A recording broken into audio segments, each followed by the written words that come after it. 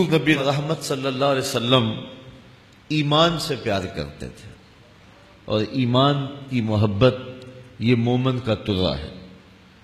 حضور اللہ کی بارگاہ میں ایک دعا مانگا کرتے تھے، اللہم حبب الینا الایمان وزینہ فی قلوبنا، اے اللہ ہمارے دلوں میں ایمان کو محبوب کر دے اور اس کو ہمارے قلوب میں مزین کر دے۔ اس کائنات میں سب سے قیمتی اثاثہ جو کسی شخص کو دیا گیا ہے وہ دولت ایمان ہے۔ قیامت کے دن سب سے بڑی دولت جو بندہ مومن کو دی جائے گی وہ دیدار الہی ہوگا، اور دنیا پہ سب سے بڑی دولت دولت ایمان ہے۔ تو حضور اللہ کی بارگاہ میں ایمان کی محبوبیت کی دعا مانگا کرتے تھے۔ اللہ کی رضا کے لیے ہر وہ عبادت جو قربت الہی بخشتی ہو وہ مومن کو محبوب بھی ہے، مرغوب بھی ہے، اور حضور کی زندگی کا بھی وہ حسن اور جمال رہا ہے۔ اور آقا کریم ہر اس عبادت سے محبت کرتے تھے جو قربت الہی کا ذریعہ ہے، لیکن سب سے زیادہ حضور جس عبادت سے محبت کرتے تھے وہ نماز ہے۔ آقا کریم علیہ الصلوۃ والسلام نے ارشاد فرمایا، حبب الی من دنیاکم الطیب والنساء وجعلت قرۃ عینی فی الصلاۃ، تمہاری دنیا سے مجھے صرف 3 چیزیں پسند ہیں، خوشبو، منکوحہ عورتیں، اور میری آنکھوں کی ٹھنڈک نماز میں رکھی۔ حضور نماز سے اتنا پیار کرتے تھے کہ نماز کو آنکھوں کی ٹھنڈک قرار دیتے تھے۔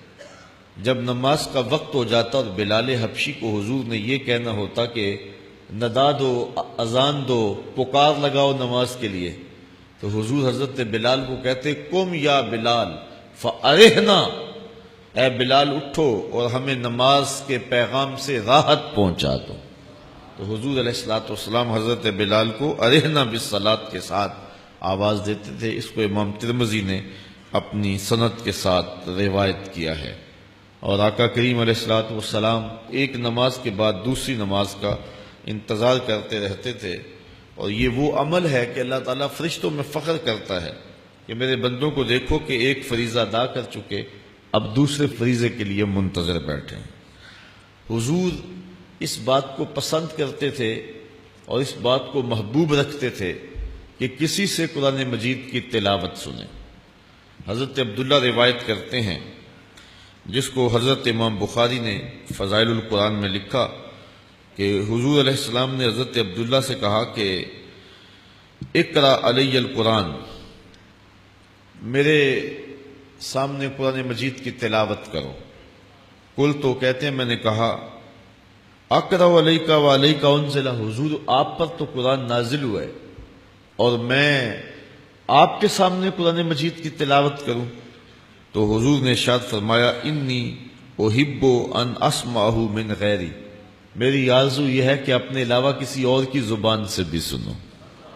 تو کہتے میں نے سورہ نساء کی تلاوت شروع کر دی، اور جب میں اس آیت پہ پہنچا، فکیف اذا جئنا من کل امۃ بشہید وجئنا بک علی ہؤلاء شہیدا، تو حضور نے فرمایا حسبک الآن، اے عبداللہ بس کرو۔ تو کہتے میں نے تلاوت روک دی، اور جب میں نے حضور کو دیکھا تو حضور کی آنکھوں سے چھم چھم آنسو برس رہے تھے۔